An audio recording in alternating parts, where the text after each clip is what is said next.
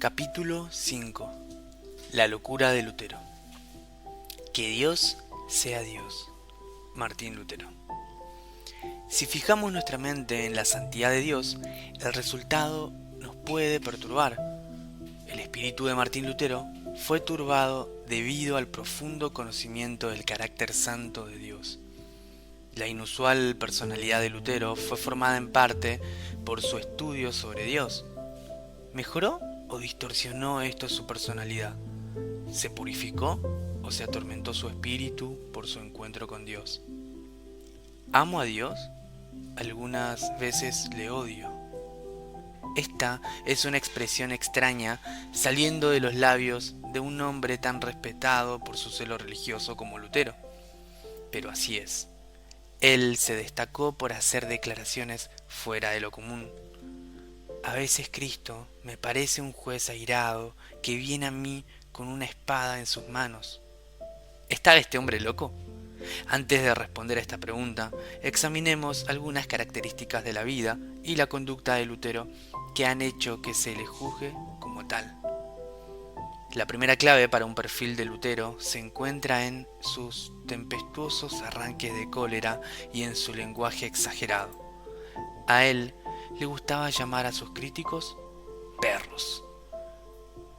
Los perros comenzaron a ladrar, diría él cuando las reacciones de sus críticos llegaban a sus oídos. Su lenguaje era a veces terreno, salpicado con referencias escatológicas. Consideremos un ejemplo de la réplica de Lutero a la diatriba de Erasmo. Me parece una pérdida de tiempo contestar sus argumentos. Lo he hecho ya una y otra vez. Y Philip Melanchthon, en su insuperable volumen sobre las doctrinas de teología, las ha aplastado en el piso. Ese libro, en mi opinión, merece vivir mientras existan libros para leer, tanto para ser colocado en el canon de la Iglesia, mientras que su libro me impresiona por ser tan inservible y pobre que tengo la conmiseración de usted por haber arruinado su precioso, brillante uso del lenguaje con algo tan vil. Me parece escandaloso exponer material de tan baja calidad entre los adornos de tan rara elocuencia. Es como usar platos de oro o plata para servir basura del patio o excremento. La tempestuosa conducta de Lutero surgió en una importante reunión de Marburg. Los líderes del nuevo movimiento protestante se unieron para arreglar sus desacuerdos acerca de la Cena del Señor. En medio del diálogo, Lutero comenzó a golpear la mesa con su puño, diciendo una y otra vez: «Esto es mi cuerpo». Sus arranques fueron similares a los que hicieron famoso a Nikita Khrushchev cuando azotó su zapato en las Naciones Unidas. Lutero era a veces incontrolable. Era dado a las explosiones de carácter. Sus insultos, llamando a la gente perros, por ejemplo, eran severos. Pero estas cosas, aunque suficientes para cuestionar su decoro, no tenían que ver con perder su juicio. Pero hay más sobre Lutero que su forma de hablar. Su conducta era a veces absolutamente grotesca. Desde temprano lo afligían una variedad de fobias. Una historia bien conocida dice que Lutero caminaba en medio de una severa tormenta cuando un rayo cayó tan cerca de él que lo tiró al suelo. El gran historiador de la Iglesia y biógrafo de Lutero, Roland Bainton, cuenta la historia. En un caluroso día de julio de 1505, un viajero solitario caminaba al lado de la villa de Stottenheim. Era un joven y pequeño, más robusto. Vestía con el uniforme de un estudiante universitario. Mientras se acercaba a la villa, el cielo se nubló. Repentinamente comenzó a llover y se desató una tormenta. Un rayo iluminó la penumbra y derribó al hombre al suelo. Luchando por levantarse, gritó aterrorizado: «Santa Ana, ayúdame y me haré monje». Este hombre, que invocó a un santo, más tarde habría de repudiar el culto a los santos. Este, que prometió hacerse monje, más tarde renunció al monasticismo. Este hijo fiel de la Iglesia Católica más tarde conmovió la estructura del catolicismo medieval. Este siervo devoto del Papa, más tarde, identificó a los papas con el anticristo. Este joven era Martín Lutero. Poco después de esta experiencia, Lutero cumplió su voto. Renunció a sus estudios de leyes y entró al monasterio para la decepción de su padre, Hans. El temor de una muerte violenta, como una expresión del juicio y el castigo divino, espantaba a Lutero. Él sufrió enfermedades estomacales y de piedras en los riñones toda su vida. En más de una ocasión predijo su muerte. Numerosas veces estuvo seguro que estaba a solo días o semanas del sepulcro. Aquel rayo se grabó en su memoria con una cicatriz que nunca olvidó. No todos reaccionan de la misma manera a un encuentro cercano con la muerte. Varios años atrás, 3 golfistas profesionales fueron derribados al suelo por un rayo durante un torneo. Uno de los 3, Lee Trevino, sufrió una herida en la espalda que limitó severamente su carrera. Cuando fue entrevistado en un programa de televisión acerca del incidente, el anfitrión le preguntó a Trevino: ¿qué aprendió usted de esta experiencia? A lo que éste contestó: aprendí que si el Todopoderoso quiere jugar donde usted está, mejor quítese del camino. Trevino ganó unas risas por su experiencia. Lutero, por su parte, se ganó una nueva carrera como monje y teólogo. Los problemas estomacales crónicos de Lutero han sido relacionados con sus problemas psicosomáticos. Sus fobias neuróticas parecían ir directamente a su estómago, afectando su digestión. Su problema con la flatulencia era legendario, debido en parte a sus descripciones exageradas. Sus escritos están salpicados con referencias a sus constantes eructos y escapes de gas. Él dijo: si se me escapa un gas en Wittenberg, lo van a oír en Leipzig. Afortunadamente, Lutero fue capaz de encontrar un uso santificado para su flatulencia. Él aconsejó a sus estudiantes que los escapes de gases eran un instrumento efectivo para repeler los ataques del diablo.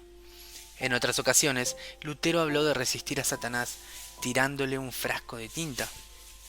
Así este hombre describió su batalla con Satanás como la de un hombre bajo ataque. Estaba seguro que él era un objetivo personal del príncipe del infierno. Sus historias de Satanás son ideales para los psicólogos, que ven en estos relatos 2 indicaciones de desequilibrio mental. Por un lado, se piensa que Lutero sufría de alucinaciones, y por el otro, de delirios de grandeza, pensando que el príncipe de las tinieblas lo había escogido como su objetivo favorito. Pero, desde el punto de vista ventajoso de la historia de la Iglesia, no debe sorprendernos que en el siglo XVI el poder satánico podría haberse enfocado muy fuertemente sobre Martín Lutero. Otro episodio que ha hecho a los psiquiatras fruncir el ceño fue la primera misa que celebró Lutero. Él ya se proyectaba como un prometedor teólogo y no era tímido, aunque su futuro como orador público y predicador aún era desconocido para sus contemporáneos. La celebración de su primera misa después de su ordenación fue el debut de Lutero como clérigo. Su padre Hans casi se había reconciliado con la decisión de su hijo de abandonar una lucrativa carrera de leyes por la vida de monasterio, e inclusive sentía cierto orgullo por su hijo, el sacerdote. De tal suerte, la celebración de la misa fue motivo de orgullo para su familia, la cual asistió a tal evento. Nadie esperaba lo que sucedió. Lutero comenzó la ceremonia con mucho porte, proyectando una conducta sacerdotal de confianza y autocontrol. En el momento de la oración de consagración de la hostia, en el que Lutero por primera vez habría de ejercitar su autoridad sacerdotal para evocar el poder de Dios en el gran milagro de la transubstantación, la transformación del pan y el vino en el cuerpo y la sangre de Cristo, este se tambaleó. Se paralizó en el altar, como traspasado por una flecha. Sus ojos se pusieron vidriosos y gotas de sudor aparecieron en su frente. Un nervioso rumor llenó la congregación, la cual urgía al joven sacerdote a que continuara. Hans Lutero se inquietaba cada vez más, sintiendo que una ola de vergüenza paternal lo sobrecogía. El labio inferior de su hijo comenzó a temblar mientras trataba de decir la misa, pero ninguna palabra salía de su boca. Regresó desmoralizado a la mesa donde su padre y los invitados de la familia estaban sentados. Había fracasado, arruinando la misa y humillando a él y a su familia. Hans estaba furioso, pues había hecho una generosa contribución al monasterio y ahora se sentía humillado en el mismo lugar en el que había venido a presenciar el triunfo de su hijo. Reprendió a Martín y se preguntó si su hijo tenía lo necesario para ser sacerdote. Martín defendió su llamado, apelando a la convocatoria celestial que él sintió por su experiencia en la tormenta eléctrica, y Hans le replicó: «Quiera Dios que no haya sido una aparición del diablo». ¿Qué sucedió en el altar? Lutero ofrece su propia explicación de lo que le pasó cuando estaba a punto de decir las palabras: «Nos ofrecemos a ti, el Dios vivo, eterno y verdadero». Palabras de Lutero. Ante estas palabras yo me quedé estupefacto y aterrorizado. Pensé para mí mismo: ¿con qué lengua voy a dirigirme a tal majestad si todos los hombres deberían de temblar aún ante la presencia de un príncipe terreno? ¿Quién soy yo para levantar mis ojos o mis manos hacia la majestad divina? Los ángeles lo rodean. Uno solo de sus movimientos hace temblar la tierra. ¿Y yo, un miserable y pequeño pigmeo, diré: yo quiero esto y pido aquello? Porque yo soy polvo y ceniza, lleno de pecado, y estoy hablándole al Dios vivo, eterno y verdadero. Pues estos episodios son consideraciones menores en cuanto a los testimonios sobre la cordura de Lutero. Nuestra atención debe dirigirse hacia uno de los momentos más dramáticos de su vida y para todo el cristianismo: la prueba suprema en la vida de Lutero. La ocasión para su más elevado conflicto vino en el Concilio Imperial de Worms en el año de 1521, delante de los príncipes de la Iglesia y el Estado y la del Santo Emperador romano Carlos. El hijo de un minero de carbón estaba siendo juzgado por herejía. Los eventos se habían salido de control desde que el profesor de teología había clavado sus 95 tesis en la puerta de la iglesia de Todos los Santos en Wittenberg. Estos fueron puntos de debate que Lutero estaba exponiendo para una disputa teológica. Él no quiso encender un fuego nacional o internacional. Alguna gente, probablemente estudiantes, cogieron esas tesis e hicieron uso del maravilloso nuevo invento de Gutenberg, la imprenta, y en 2 semanas las tesis estaban siendo discutidas en Alemania. Benton presta una expresión de Karl Barth para explicar lo que sucedió. Lutero era como un hombre ascendiendo en la oscuridad de la escalera de caracol, en la cima de una vieja catedral. En esas penumbras, él trató de sostenerse y su mano cogió una soga que era la soga de la campana. Una tormentosa controversia tomó lugar. Las tesis fueron enviadas a Roma, al Papa Leo. La leyenda dice que Leo las leyó y dijo: Lutero es un borracho alemán, ya pensará diferente cuando esté sobrio. El conflicto llegó hasta las órdenes monásticas y a los teólogos.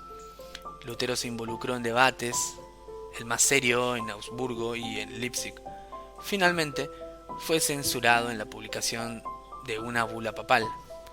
Su título, Exsurge Domine, viene de las palabras de apertura: levántate, oh Dios, y juzga tu causa, que cerdos salvajes han invadido tu viña. Después de que la bula fue publicada, los libros de Lutero fueron quemados en Roma. Él apeló para una audiencia con el emperador. Finalmente, la reunión se realizó en Worms, donde a Lutero le fue dado un salvoconducto para hacerse presente. Lo que sucedió en Worms fue legendario. Las leyendas surgen de los eventos. Hollywood le ha dado su toque de glamour a esta escena. La imagen prevaleciente de Lutero es la de un valiente héroe desafiando una jerarquía maligna. A Lutero se le pregunta lo siguiente: ¿se retracta usted de sus escritos? Nos imaginamos a Lutero de pie, sin temor a los oficiales, y diciendo con su puño cerrado en el aire: «Esta es mi posición». Luego le vemos volverse y alejarse osadamente del salón, mientras la gente lo vitorea, se monta en su caballo blanco y galopa hacia el horizonte para comenzar la reforma protestante. Pero esto no es lo que sucedió. La primera sesión tuvo lugar el 17 de abril. El aire estaba electrizado por la emoción del momento. Lutero se había expresado atrevidamente antes de su llegada diciendo: «Esta será mi retractación en Worms. Previamente dije que el Papa es el vicario de Cristo. Me retracto. Ahora digo que es el adversario de Cristo y el apóstol del diablo». La multitud esperaba más declaraciones atrevidas. Contenían su emoción, esperando que el cerdo salvaje se desbordara. Cuando la reunión imperial se abrió, Lutero se paró en el centro del salón. A un lado estaba una mesa con sus libros controversiales. Un oficial le preguntó si eran suyos.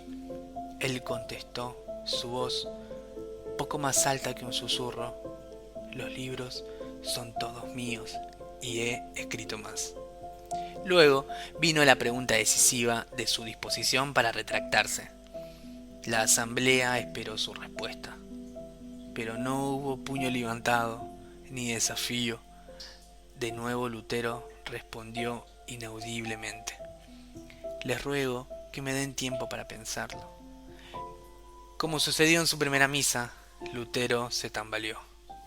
Su confianza lo abandonó. El cerdo salvaje fue de repente como un cachorro lloriqueando.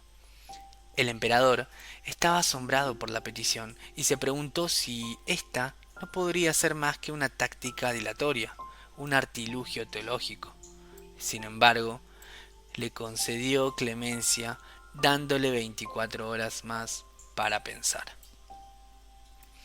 Esa noche, en la soledad de su cuarto, Lutero escribió la que creo es una de las oraciones más conmovedoras jamás escritas. En ella se revela el alma de un hombre humilde postrado ante su Dios, desesperadamente buscando el coraje para permanecer solo delante de hombres hostiles. Para Lutero, era su Getsemaní privado. Oh Dios, todopoderoso Dios eterno, cuán terrible es el mundo. Mira cómo su boca se abre para tragarme, y cuán pequeña es mi fe en ti. Oh, cuán débil es la carne y cuán fuerte es el poder de Satanás. Si tuviera que depender de la fortaleza del mundo, todo se acabaría. La campana de la muerte ha sonado, la sentencia ha sido dictada. Oh Dios, oh mi Dios, tú ayúdame en contra de la sabiduría de este mundo. Haz esto, te lo ruego. Tú deberías de hacer esto, por tu gran poder. La obra no es mía, sino tuya. Yo no tengo nada que ver aquí. No tengo nada por lo cual contender con estos hombres grandes del mundo. Preferiría vivir mis días con paz y felicidad. Pero la causa es tuya, y es justa y eterna. Oh Dios, ayúdame. Oh Dios fiel e inmutable, yo no me apoyo en el hombre porque sería vano. Lo de los hombres es inestable, todo lo que procede de él fallará. Dios mío, ¿no me escuchas?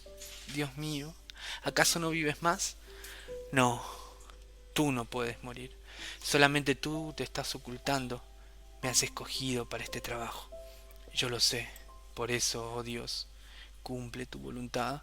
No me abandones por el amor de tu amado Hijo Jesucristo, mi defensa, mi escudo y mi fortaleza. Señor, ¿dónde estás? Dios mío, ¿dónde estás? Ven, te lo ruego, estoy listo. Mírame preparado para ofrecer mi vida por tu verdad, sufriendo como un cordero, porque tu causa es santa y es solo tuya. No te dejaré ir, no, ni aun por la eternidad. Y aunque el mundo estuviera saturado de demonios y este cuerpo, que es obra de tus manos, fuese arrojado y pisoteado, cortado en pedazos y consumido hasta las cenizas, mi alma es tuya. Sí, tu propia palabra me lo asegura. Mi alma te pertenece y habitará contigo para siempre. Amén. Oh Dios, envía tu ayuda. Envíala. Amén. Más tarde del día siguiente, Lutero regresó a la sala. Esta vez, su voz no tembló ni se alteró. Trató de responder a la pregunta dando un discurso. Su inquisidor finalmente le demandó una respuesta. Te mando, Martín, responde claramente y sin rodeos. ¿Repudias o no tus libros y los errores que ellos contienen? Y Lutero replicó: puesto que vuestra majestad y vuestras señorías desean una respuesta simple, responderé sin rodeos y directamente. A menos que sea convencido por las escrituras y por la razón clara, yo no aceptaré la autoridad de los papas y de los concilios, porque ellos se contradicen unos a otros. Mi conciencia es cautiva de la palabra de Dios. Por ello, no puedo retractarme de nada, porque ir en contra de la conciencia no es bueno ni seguro. Esta es mi posición. No puedo hacer otra cosa. Que Dios me ayude. Amén. ¿Las palabras de un hombre loco? Tal vez. La pregunta radica en cómo puede un hombre atreverse a oponerse al Papa y al Emperador, a los concilios y a los credos, y a toda la organización de la autoridad del cristianismo. ¿Qué arrogancia tiene que haber para contradecir a los más refinados académicos y a los más altos oficiales de la Iglesia para poner sus propios poderes mentales e interpretación bíblica en contra de todo el mundo? ¿Es esto arrogancia y egomanía? ¿O son solo las reflexiones de un genio bíblico, un santo valiente? ¿O simplemente son los delirios de un maniático? Cualquiera que sea el veredicto, esta determinación solitaria, para bien o para mal, dividió al cristianismo en dos. No obstante, la importancia de este evento, tanto para la Iglesia como para la vida personal de Martín Lutero, no fue la principal razón por la cual los futuros académicos juzgaran a Lutero demente. Hubo algo aún más extraordinario, más morboso, ciertamente macabro acerca de este hombre. Tenía que ver con los hábitos de conducta de Lutero. Mientras fue monje en el monasterio, como tal, Lutero dedicó su vida a una rigurosa austeridad. Se propuso ser un monje perfecto, ayunaba por días y se sometía a severas formas de autoflagelación, y traspasaba las reglas del monasterio en asuntos de autonegación. Sus vigilias de oración eran más largas que las de cualquiera. Rehusaba las cobijas que se le asignaban y se congelaba casi hasta la muerte. Castigaba su cuerpo tan severamente que luego comentó que fue en su celda de monje donde dañó permanentemente su sistema digestivo. Acerca de esta experiencia escribió lo siguiente: yo era un buen monje y guardaba las reglas de mi orden tan estrictamente que si algún monje llegara al cielo por su monjería, habría sido yo. Todos mis hermanos en el monasterio que me conocían lo pueden verificar. Si hubiese seguido así por más tiempo, me habría matado a mí mismo con vigilias, oraciones, lecturas y otros trabajos. La práctica más extraña de Lutero tenía que ver con su hábito diario de confesión. El requerimiento era que todos los pecados fuesen confesados. Lutero no podía pasar un día sin pecar. así que sentía la necesidad de ir diariamente al confesionario buscando absolución. La confesión era una parte regular de la vida monástica. Los otros hermanos veían regularmente a sus confesores y decían: Padre, he pecado. Anoche estuve despierto después de que se apagaron las luces, leyendo mi Biblia con una candela. O, ayer en el almuerzo codicié la ensalada de papas del hermano Felipe. ¿En cuántos pecados puede meterse un monje en el monasterio? El padre confesor escuchaba, otorgaba la absolución y asignaba una penitencia.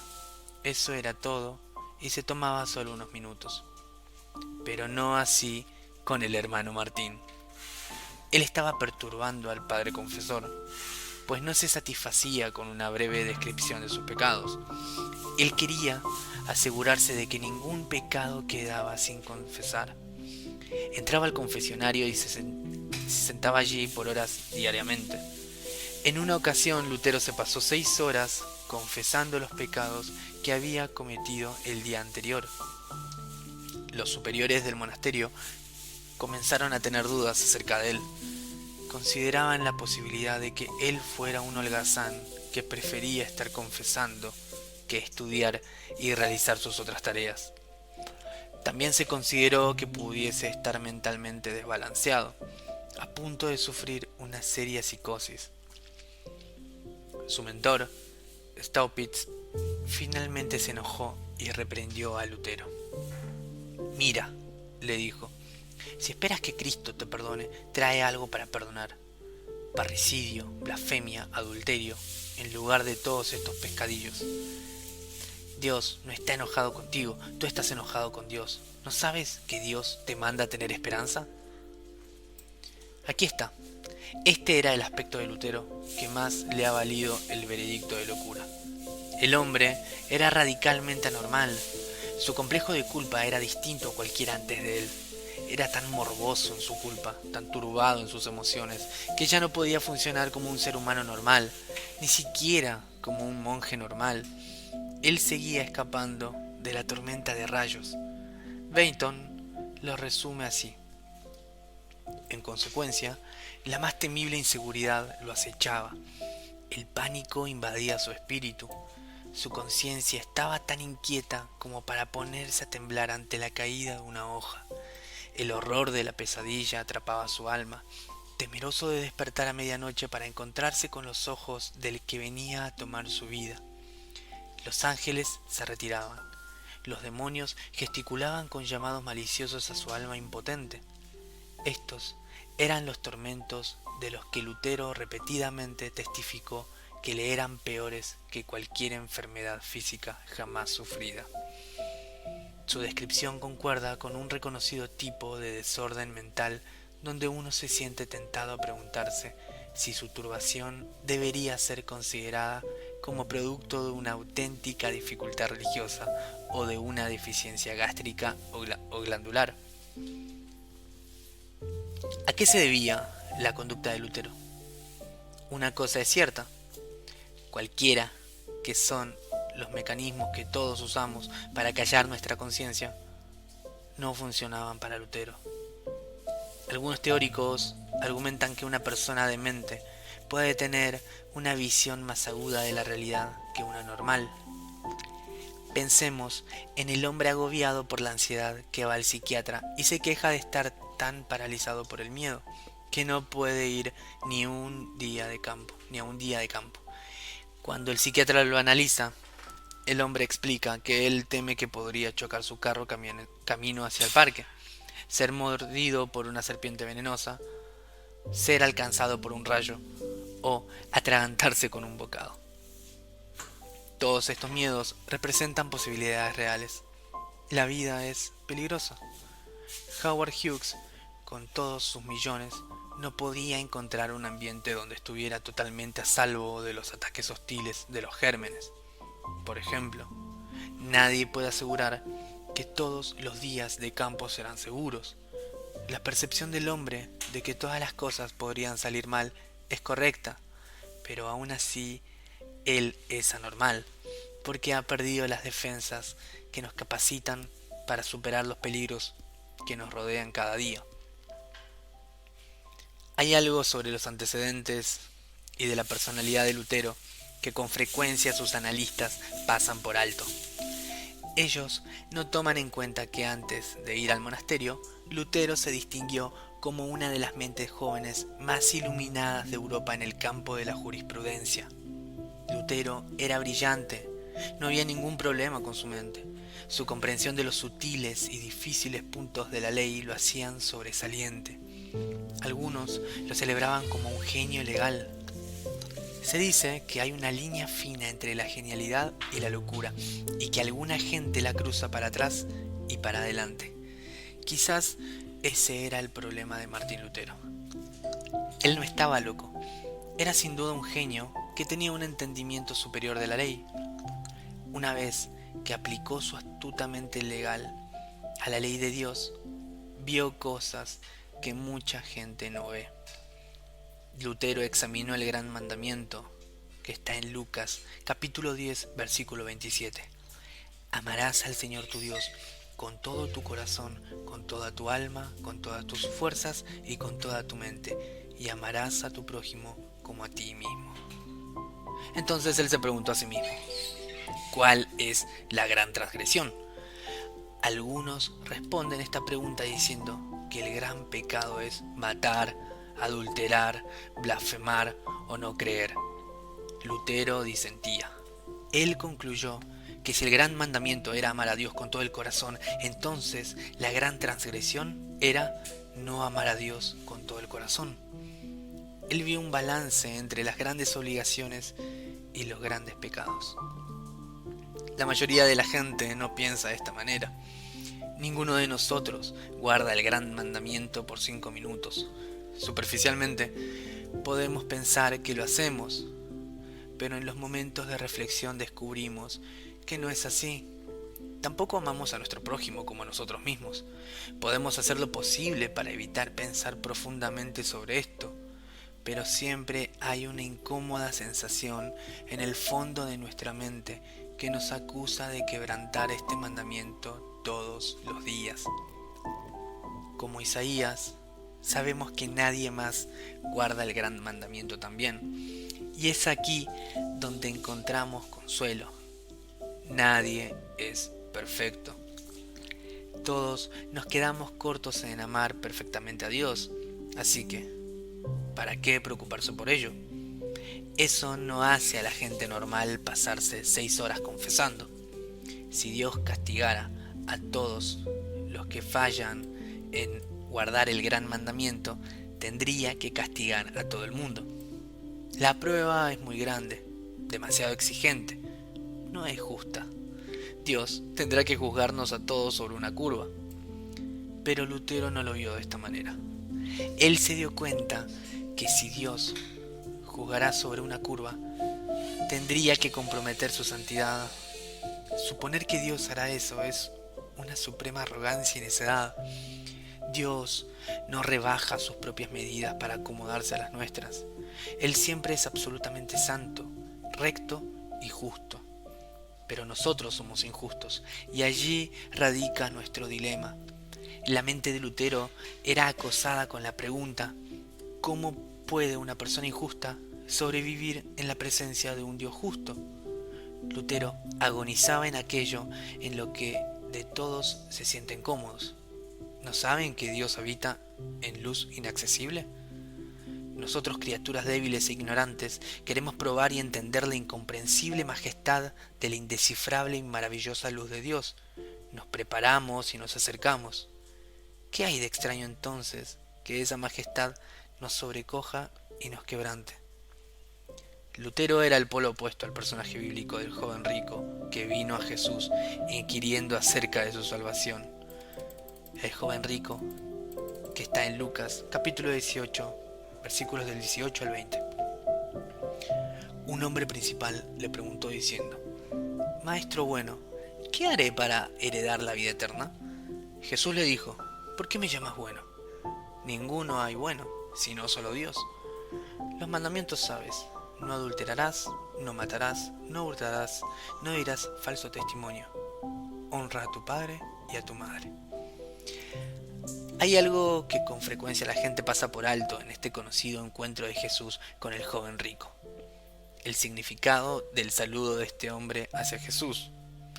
Él le llamó Maestro bueno. Jesús no lo pasó por alto. Él supo de inmediato que estaba hablando con un hombre cuyo entendimiento de la palabra bueno era superficial. El hombre quería hablar con Jesús sobre la salvación.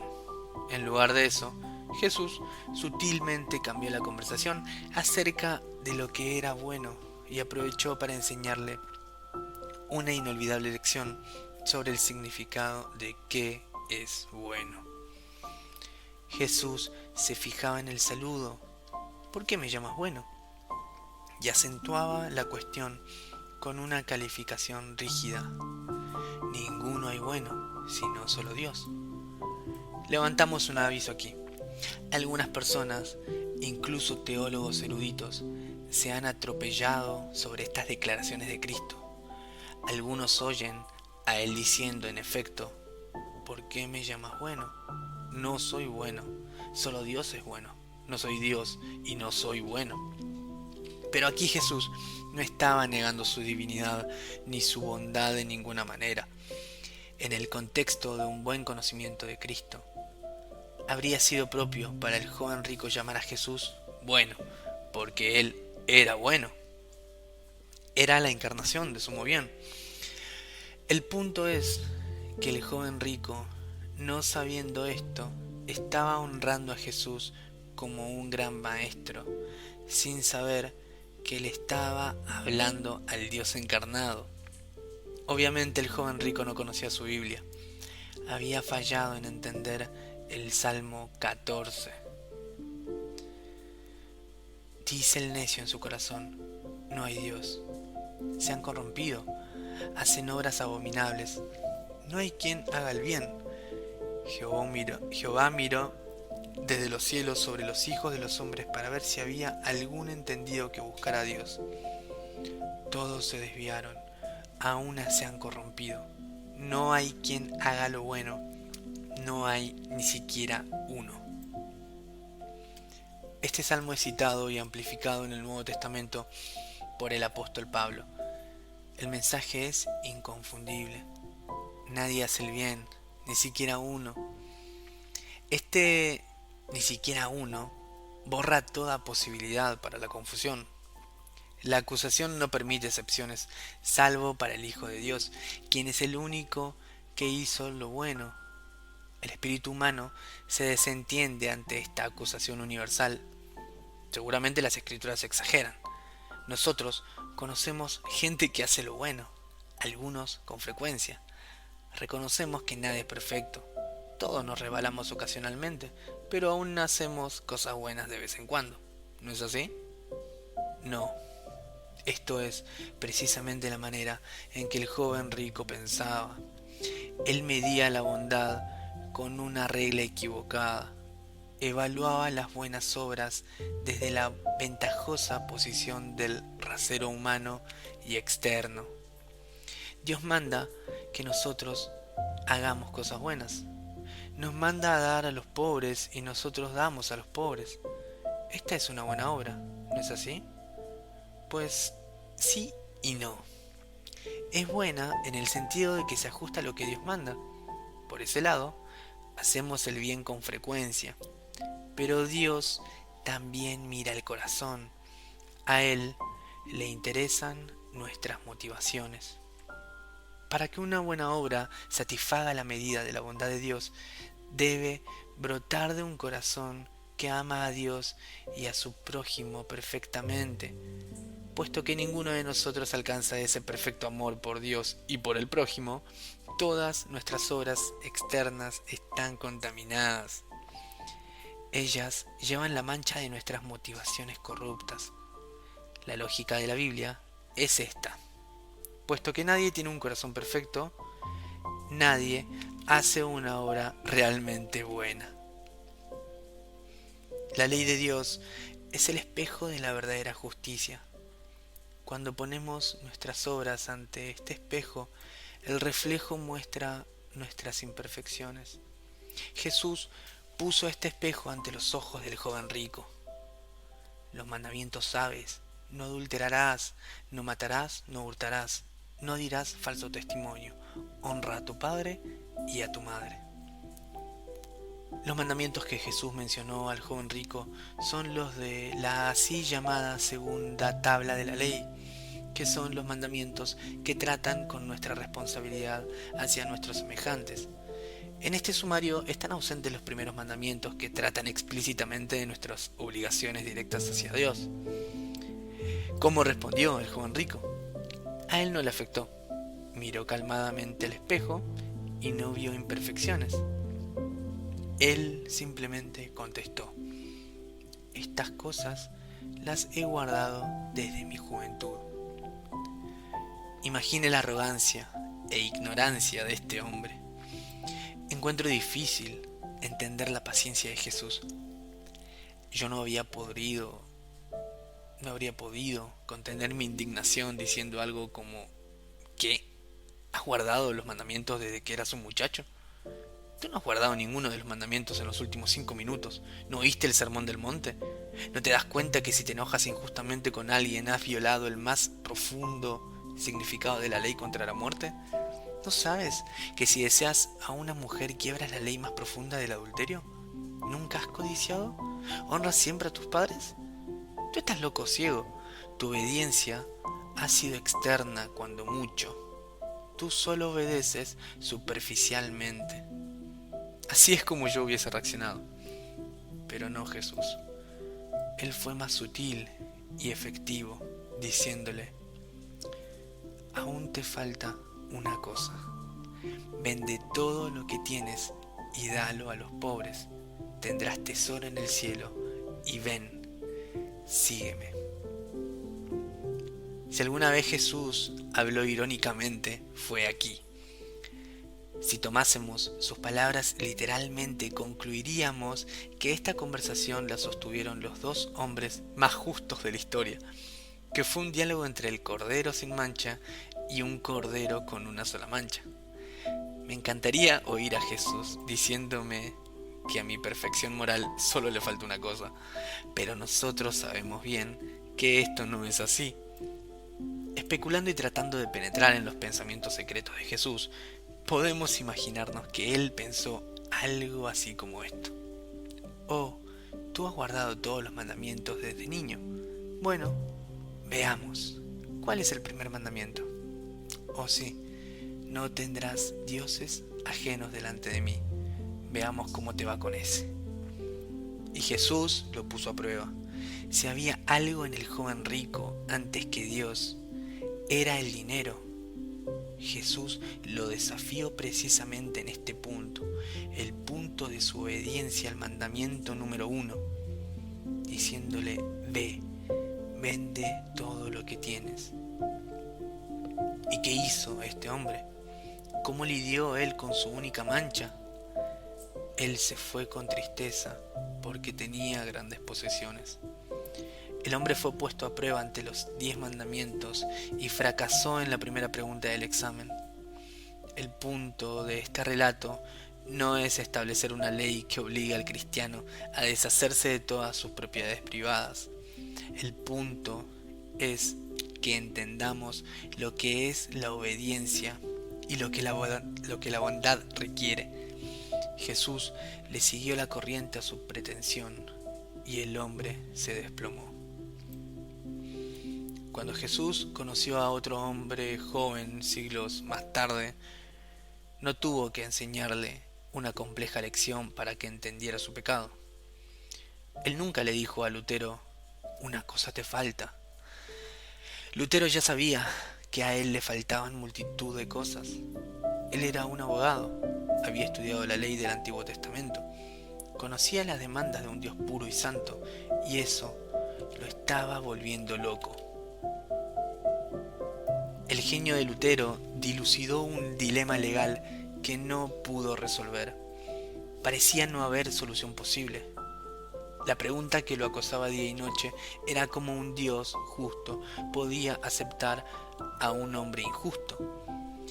Él sabía que su eterno destino dependía de la respuesta, pero él no podía hallarla. Mentes inferiores iban disfrutando alegremente la vida en su ignorancia. Ellos se satisfacían pensando que Dios comprometería su propia excelencia y los dejaría entrar al cielo. Después de todo, no sería tan maravilloso si los excluían a ellos. Dios tenía que calificar sobre una curva. Cada muchacho hace sus travesuras y Dios es suficientemente grande como para no irritarse por unas cuantas faltas. Dos cosas separaban a Lutero de los demás hombres. Primero, él sabía quién era Dios. Segundo, él entendía las demandas de la ley de Dios, dominaba la ley, y a menos que llegara a entender el Evangelio, moriría en tormento. Entonces sucedió. La máxima experiencia religiosa de Lutero. No hubo rayos ni tinteros volando. Tuvo lugar en su solitario estudio. La llamada experiencia de la torre. La llamada experiencia de la torre de Lutero cambió el curso de la historia del mundo.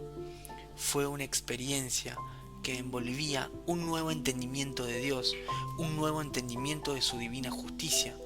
Fue un entendimiento de cómo Dios puede ser misericordioso sin comprometer tal justicia. Fue una nueva comprensión de cómo un Dios santo expresa su santo amor. Yo anhelaba grandemente entender la epístola de Pablo a los romanos y nada lo impedía sino una expresión, la justicia de Dios. Porque yo pensaba que se refería a la justicia donde Dios es justo y trata justamente castigando al injusto. Mi situación era que, aun siendo un monje impecable, yo estaba frente a Dios como un pecador atormentado de conciencia, sabiendo que mis méritos no lo aplacarían. Como resultado, yo no amaba a un Dios justo y airado, más bien lo odiaba y murmuraba contra él. Sin embargo, me aferraba al querido Pablo y tenía un gran anhelo por saber de qué estaba hablando. Noche y día, yo reflexionaba hasta que vi la conexión entre la justicia de Dios y la declaración de que el justo por la fe vivirá. Entonces entendí que la justicia de Dios es esa justicia por la cual, a través de la gracia y la pura misericordia, Dios nos justifica por la fe. De allí en adelante sentí como si hubiese nacido de nuevo y hubiese entrado por las puertas del paraíso. Toda la escritura tomó un nuevo significado, y donde antes la justicia de Dios me llenaba de odio, ahora llegó a ser para mí inexpresablemente dulce con gran amor. Este pasaje de Pablo fue para mí la puerta del cielo. Si tienes una fe verdadera en Cristo como tu Salvador, entonces tienes un Dios de gracia, porque esa fe te guiará hacia el corazón y la voluntad de Dios, abriéndote sus puertas para que conozcas la gracia pura y el amor desbordante. Ver a Dios en fe es que veas su fraternal y compasivo corazón, en el cual no hay ira ni falta de gracia. El que ve a Dios como airado no ve en él correctamente, sino que mira a través de una cortina, como si una nube negra se le hubiese puesto frente a su rostro. Como Isaías antes de él, Lutero sintió la brasa ardiente sobre sus labios. Él sabía lo que significaba sentirse desolado. Fue quebrantado por el espejo del Dios Santo. Posteriormente, afirmó que antes de probar el sabor del cielo, Dios tuvo que colgarle sobre el abismo del infierno. Pero Dios no arrojó a su siervo al abismo, sino que lo salvó de caer en él. Él le probó a Lutero que era a la vez el Dios justo y el que justifica al pecador.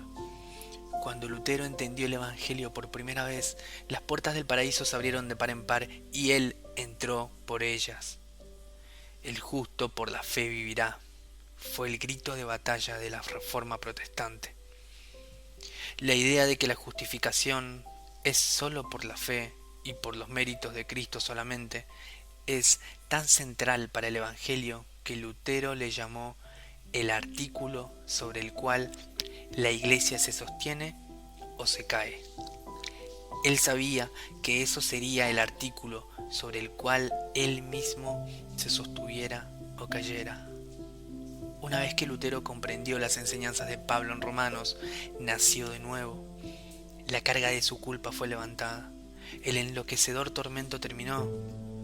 Esto significó tanto para este hombre que lo hizo capaz de estar firme contra el Papa y el Concilio, el príncipe y el emperador, y si fuese necesario, contra todo el mundo.